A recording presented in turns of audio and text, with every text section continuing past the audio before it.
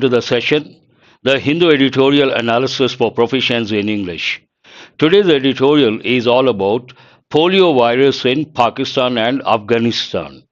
It is about a particular virus and what impact it makes, whether it is on a large scale or a small scale. It's all about that. Let us start the session with the question, what is the enrichment? As usual, you improve your comprehension skill, your vocabulary, grammar consolidation, effective English, mini mocks. When we start the session with the question, what is this about? The answer. The resurgence of wild type poliovirus type 1, WPV1, in Pakistan and Afghanistan. As I said, good morning. As I said, it is about a particular virus. Where is this virus? Where is it spreading? In two countries, neighboring countries. One is Pakistan, the other one is Afghanistan. There's one word here. Based on that, you have to think of wild animals. Means not tamed. What does it mean? Not tamed. And the other opposite, domesticated animals. Broadly, we have animals, two categories. One, good morning to all of you. One is wild animals, the other one domesticated, that means controlled or tamed. Usually, wild animals are aggressive, they're always ready to attack. Domestic animals are docile. There's one word.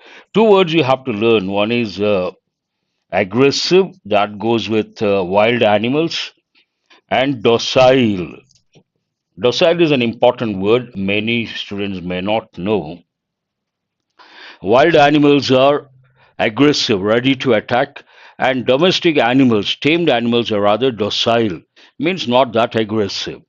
But coming to the virus, it says wild type in two countries. What is the tone? Because it talks about a particular virus, obviously it has to be. There should be some sort of concern. The tone of the passage is serious and concerned.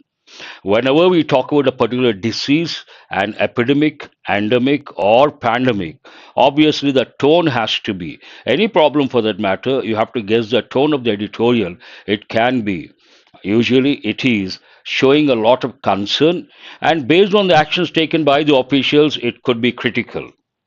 Let us go to editorial vocabulary. Today, the words are not too difficult and many words are quite familiar. We have got many a time, but definitely when you go through all these words, in the long run, it helps. What is the very first word? The very first word is grave. Grave, part of speech, adjective. Grave has two different meanings, not a good word to begin with. Graveyard, the last stop in the journey. We also use the expression burial ground. And there's another word you have to know, cemetery. All these go with the last stop. But here in this context, it means grave, serious, exactly. Grave means what? Serious. Serious or solemn in nature, having a matter of significant importance or consequence. Something that is very serious, or it has some sort of weight. It may make an impact. Based on that, also, we say. What is the example?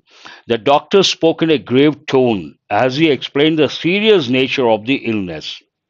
The doctor spoke in a grave tone. Tone means serious tone based on the nature of the disease. What are the synonyms? Serious, somber, solemn. All these are first and last easy words. Trivial, we have got many a time. What does it mean? Not important, silly, trivial, not important. A trivial issue, a trivial matter means not that important, a silly matter. And the next one, last one, cheerful. Cheerful means what? Always smiling. That is a gift for some people. They're always smiling. Ambitious. You guys are ambitious youth. You have a dream. You have a goal. Not an ordinary goal, a very big one. For that, you got to work very hard. You have to strive and you have to spend a lot of time. Based on that, I say all the youngsters who are here and those who are preparing for competitive exams, they are ambitious youth. What does it mean? Part of speech adjective. Having or showing a strong desire and determination to succeed or achieve something. In this context, you guys want to achieve success and get the government job. You're all ambitious youth. What is the example? She set an ambitious goal. Typical combinations: ambitious youngster, ambitious youth, ambitious student, ambitious goal, also ambitious target. Anything you can say. She set an ambitious goal of running a marathon within 6 months. That is her ambition. Aspiring, you're all aspirants. All these words go with you guys. Determined, driven, enterprising. Enterprising, one meaning it goes with business. The other one goes with being creative or innovative, coming up with new ideas. Antonyms: unambitious, lazy, unmotivated, apathetic. Apathetic means no interest at all in something. It has other meanings as well. In my opinion, this is a word of the day: resurgence. A resurgence we have got a few times, but still I feel it's an important word. Why is it an important word? A resurgence means a rebirth, and you may get as a passage sometimes based on this concept. Part of speech noun. An increase or revival after a period of little activity, popularity, or occurrence. Imagine something was quite popular for some time. After that, the standards of the quality went down. Someone comes and tries to raise the standards again. Then we say he's trying to revitalize, revive, or he's looking for resurgence of that particular thing. That's an important word. Example, the resurgence of interest. This may go with interest as well. Initially, a lot of interest, after some time, no interest at all. After a gap of a few months or a few years, again, people show a lot of interest. Then we say resurgence of interest. The resurgence of interest in vinyl records has surprised many music enthusiasts. Once we had these records, vinyl records, like discs, plastic, it's a material, kind of plastic, we can say. Now people are showing interest in that. That means what? There's a resurgence of interest. Revival, comeback, a return, a renewal.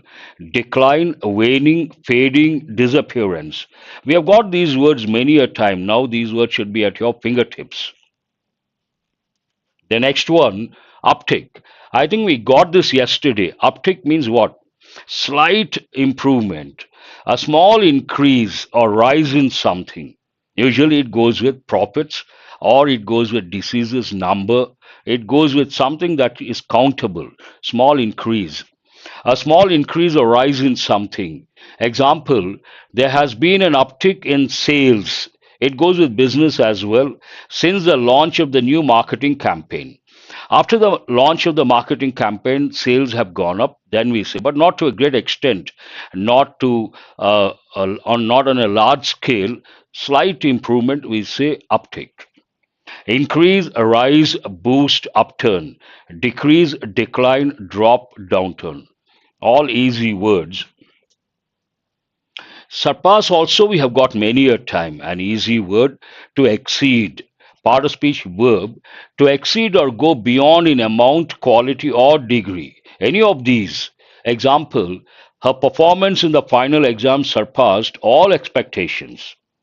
Someone's performance in the final exam surpassed means what? Exceeded everyone's expectations, all expectations by people. Exceed, outdo, outstrip, transcend. Fall short, fail, lag, trail. To be behind something or the expectations.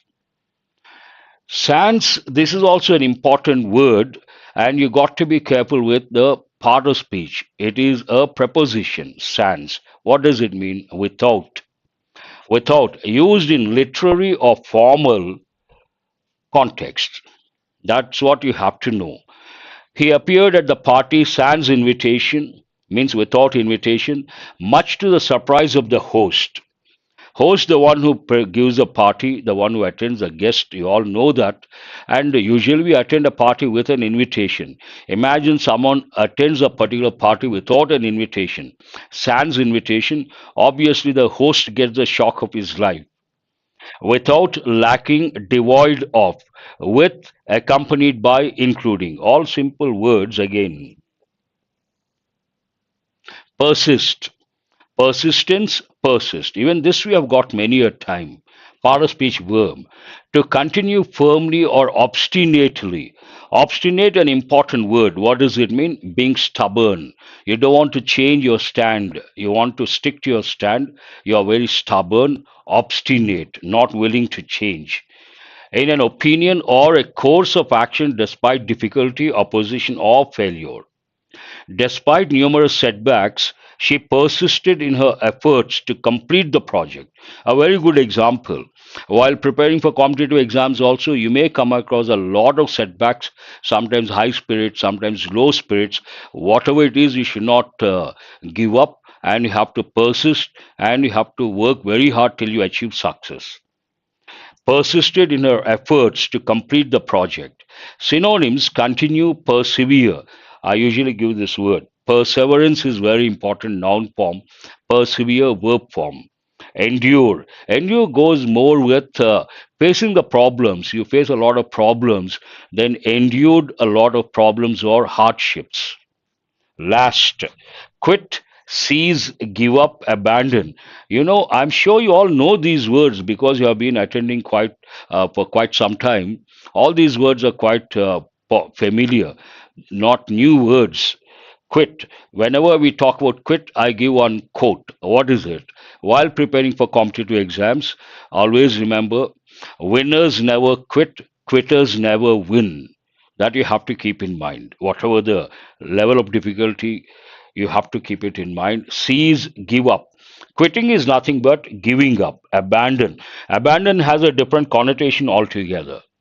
Evict. Eviction, noun form. Evict, verb. What does it mean? To expel someone from a property, especially with the support of the law. Someone encroaches someone else's property. How do you remove that person from that place? You have to use a law, or you have to use a police force, and you have to remove that person from that particular property. Then we use the word eviction. Evacuate is different, eviction is different. Evacuate goes with a natural disaster. Imagine there is a natural disaster, then people are evacuated, shifted from there. That is a necessity. But on the other hand, eviction goes with a negative context and a negative connotation. Look at the context example, you understand. The landlord decided to evict the tenants for non payment of rent. The two words you have to, based on this: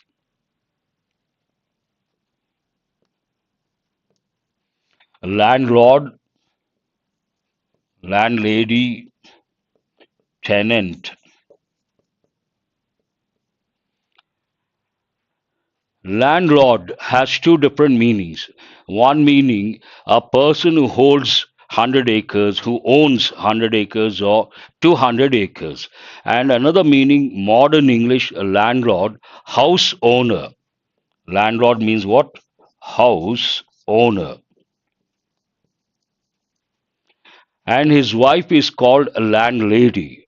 Imagine I pay rent every month. Then what is the word for me? Tenant. Tenant is a person who pays the rent every month. New meanings. The landlord decided to evict the tenants for non payment of rent. Obviously, that's what they try to do. Expel, remove, eject, oust. Oust, we say, but oust. Admit, welcome, accept, retain. That's all about editorial vocabulary. Let us go to what is there to learn from this editorial comprehension point of view. How does it start? What is the stimulus? Grave concern, serious concern on wild type polio virus type 1 cases in Pakistan and Afghanistan. A particular virus, polio virus, in two countries, neighboring countries, Pakistan and Afghanistan. What is the main idea? The risk of international spread of wild type 1 polio cases from Pakistan is great.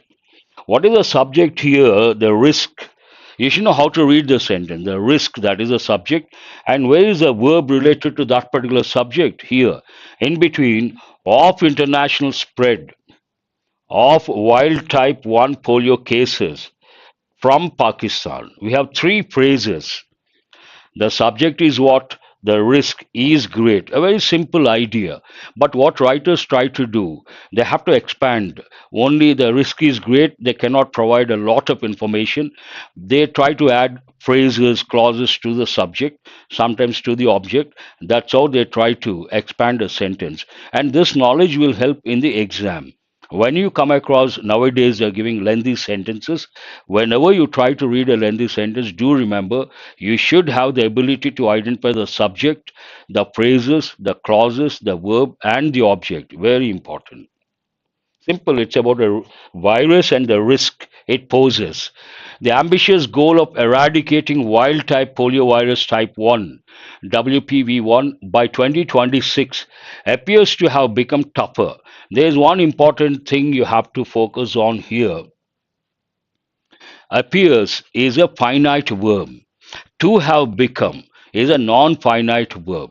You may ask, usually online classes, offline classes, I spend an hour to teach students what a finite verb is, what a non-finite verb is. Solid 60 minutes. But in a nutshell, a finite verb is one that has a tense and it has to agree with the subject in person and number.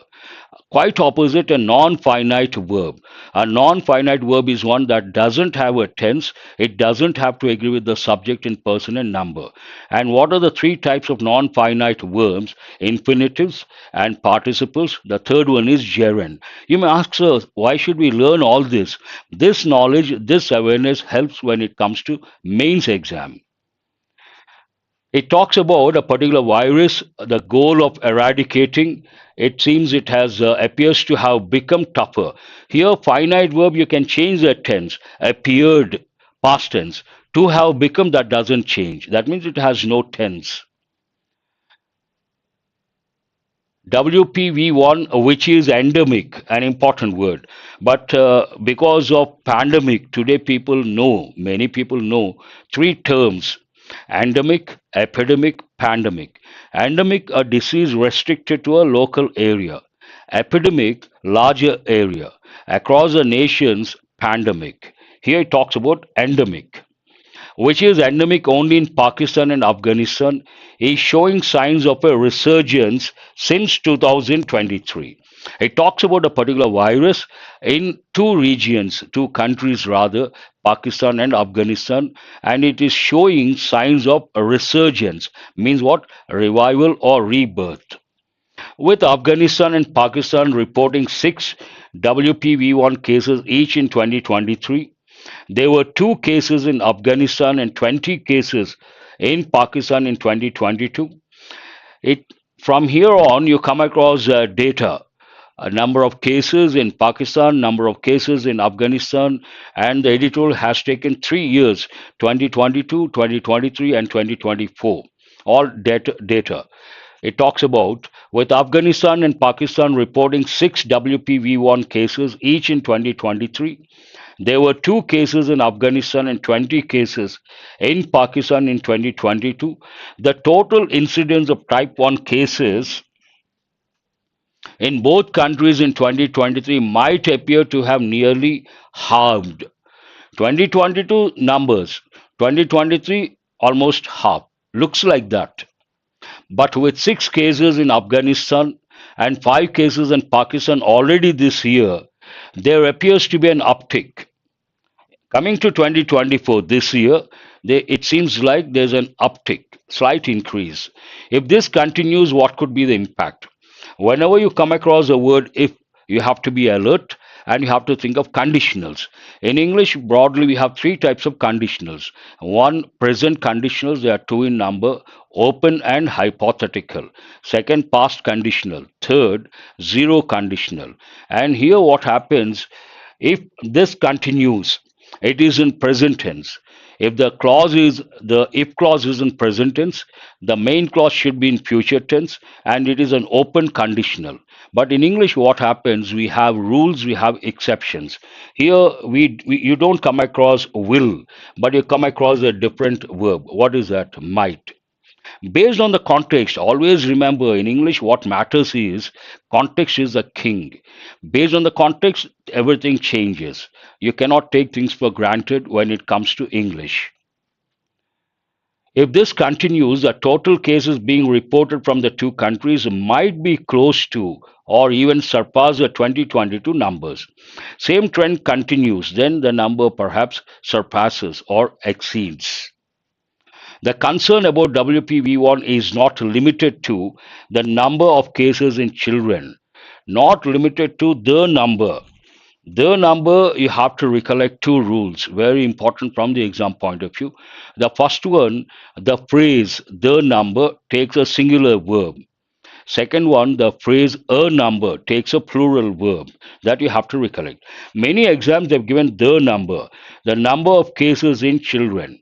It is not restricted or limited to that. Something else is there. What else is there? The circulation. The circulation of the virus in the environment is seen to be rising. An important word after a gap of perhaps a month we have got. I always spend a few minutes on two verbs rise, rose, arisen. One, and this is irregular verb, intransitive verb. The other one, raise, raised, raised. This is a regular verb and also a transitive verb. Why do I spend time on these two verbs? Another pair is there, lie, lay. The reason for that, they have given many a time in different competitive exams based on rise and raise. A rise means to go up. It cannot take an object. Based on that, it is an intransitive verb. And it does not take D or ED. Based on that, it's an irregular verb. On the other hand, a raise, raised, raised. It takes the letter D. It is a regular verb. Raise your hands, raise the standards. It takes an object, it's a transitive verb. If you know this difference, definitely you can answer the question in the exam. But if you don't know the grammar behind these two verbs, it is impossible to guess, and also based on the context, impossible to spot the error. It talks about going up of the virus in the environment is seen to be rising, and most importantly, after a gap of 2 years, positive environmental samples have been increasingly collected in Pakistan in 2023 and till early June this year from cities which have been historical reservoirs for the virus. Slowly, the editorial goes from the virus, the number of cases, to environmentally positive samples, positive environmental samples. After this, you see about 4 or 5 sentences related to positive environmental samples. The number is going up in all these places. Last year, to substantiate this statement, last year 125 positive environmental samples were collected from 28 districts in Pakistan. Of these, 119 belong to a genetic cluster YB3A, which suggests that these were imported from Afghanistan. By June 1st this year, there have been 153 positive environmental samples from 39 districts. The number has gone up. As of April 8, 2024, 34 positive environmental samples were collected from Afghanistan. The focus is on two countries, and here the sentences talk about positive environmental samples. And based on that continuation, same thing. According to the World Health Organization, the presence of positive environmental samples in epidemiologically critical areas and historical reservoirs such as Karachi, Quetta, and the Peshawar Khyber blocks in Pakistan and Kandahar in Afghanistan represents a significant risk to the gains made in the past. All this is nothing but there's a risk based on the samples, the number going up. Rising positive environmental samples are a reflection of polio campaigns not really achieving their desired coverage. Why? What is the reason behind fake finger marking sans vaccination? Fake finger marking without vaccination, the main reason, is a persisting problem.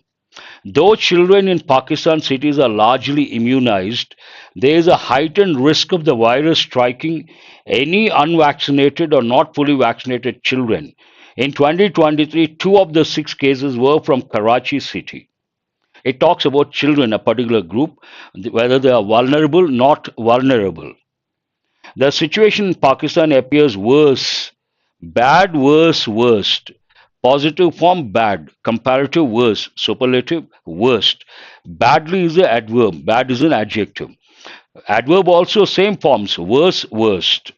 The situation in Pakistan appears worse than it is in Afghanistan, with the actual spread of WPV1 seen predominantly in Afghanistan in 2022, now being detected in Pakistan in 2023 and 2024. Again, based on years, 2022 predominant in Afghanistan, but 23 and 24 predominant in Pakistan. There is also the grave risk of international spread. The main idea is being reiterated. There is also the grave risk of international spread from Pakistan, particularly to Afghanistan. How will it spread? The writer explains. With over 0.5 million Afghan refugees forced to leave Pakistan and an estimated zero point 0.8 million to be evicted soon, there is an increased risk of cross border spread of the virus. This is the main idea. And why? Because of evacuation, because of eviction, the refugees, there is a chance of the virus, polio virus, spreading in Afghanistan. And who is vulnerable? There is a large pool of unvaccinated and under immunized children in southern Afghanistan, increasing the risk that returning refugees can pose. These returning refugees from Pakistan to Afghanistan, they pose a threat to children in southern Afghanistan because they are not vaccinated and under immunized. They are at threat. That's all about the editorial. Let us go to editorial vocabulary. Not vocabulary, I'm sorry, editorial comprehension. Based on the editorial, your comprehension skill and your listening skill. Read the first one and try to answer. What is the primary concern discussed in the editorial regarding wild type polio virus type 1, WPV1? What is the primary concern, basic concern? Very good, I appreciate. The increase in WPV, Europe not mentioned, Africa not mentioned, the resurgence of WPV1 in Pakistan and Afghanistan, the development of a new, no. It doesn't talk about vaccine, it talks about the virus in two countries. One is Pakistan, the other one is Afghanistan. Question number two. What significant trend in WPV1 cases was observed in 2023 compared to 2022? A complete eradication? No. A significant decrease? No. An initial decrease followed by an uptick in WPV1 cases. Answer is C. Very good. A constant number? No. What does the presence of positive environmental samples indicate about polio vaccination campaigns in Pakistan? It indicates something. What does it indicate? They are achieving their desired coverage. They are not achieving their desired coverage. Same words have been used. The virus has been eradicated. No point in writing. There is no need for further vaccination campaigns. No. Answer is clearly mentioned. B is the answer. Yes. Question number 4. What areas are identified by the World Health Organization as significant risks due to the presence of positive environmental samples? Certain areas have been mentioned, two or three areas. What are they? Karachi, Quetta, and the Peshawar Khyber blocks in Pakistan and Kandahar in Afghanistan. Clearly mentioned, it is a question based on explicit information. Not this one, not this one, not no way related to the editorial. Question number 5. what problem is highlighted regarding polio vaccination campaigns in Pakistan. Some problem has been highlighted, and based on that, they haven't achieved the desired results. What is that problem? Lack of vaccine supply? No. High cost of vaccination? No. Fake finger marking sans vaccination. Fake finger marking without vaccination. Answer is C. Excessive vaccination? No. Now, questions based on error location, your grammar knowledge, test your grammar knowledge. Read the first one and try to spot the error. The ruling lies down a threshold test for any intended prosecution of a president to see whether the act complained of involved the exercise of a core constitutional duty or was an official or unofficial act. Sans, yes, Kavya, sans vaccination. Try to spot the error, question number one, error location. An easy one, you don't have to go beyond the first one. The ruling, the judgment, the law lies down. I've been telling you guys, I think the other day also I told, yesterday itself, lie can be a noun, lie can be a regular verb. You all can handle lie as a noun, as a regular verb. The problem comes when lie becomes when it is used as an irregular verb. Many students don't know the forms. That is the first problem. Lie, lay, lain. But we have another verb, a separate verb. Lay, laid, laid. Lie, lay, lain. We got yesterday lying dead bodies. Lie, lay, lain has two meanings. One meaning to be in the horizontal position while relaxing. Second, to be in a particular state for a long time. The dead bodies were there for a long time, then we say lying over there. But the second one, lay, laid, laid, to put something down. You may not understand. You have to think of the combinations: foundation stone, rules, regulations, roads. Birds lay eggs, eggs. We take a baby and put down, or things. Based on that, here, rules and regulations, you cannot say lies. You have to say lays down. It takes a preposition down. The court has laid down, lays down. Exactly. Very good. Not easy under pressure. Based on the context, based on pressure, not that easy. Recognizing this, the Indian government has launched the Digital India campaign in 2015 to transform the country into a digitally empowered society. This is an easy one, in my opinion. I always tell students, when you read a sentence, intentionally, deliberately look for the time phrase. Once you see the time phrase, ask yourself, does it talk about the past or present or future? Based on that, you can decide what is right, what is wrong. Here, it talks about a particular scheme or the particular program campaign. When was it launched? There is a time, 2015. No, you don't have to use past perfect, simple past tense. You cannot use, because 2015 past, we cannot use present perfect tense. We have to use simple past tense. Based on that, here, has should not be there. No, had is not correct. I don't know why you guys think of had. Had, if you use had here, that changes into past perfect tense. We use past perfect tense only when we talk about two actions that happened in the past, one after the other. For the first one, we use past perfect. For the second one, we use past tense. But here it talks about only one action. Recognizing this non finite verb, the Indian government launched the Digital India campaign in 2015. For what purpose?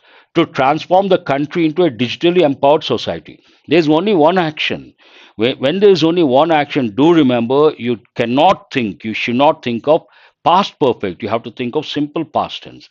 Based on that, the government, Indian government, launched the Digital India campaign in 2015. As simple as that.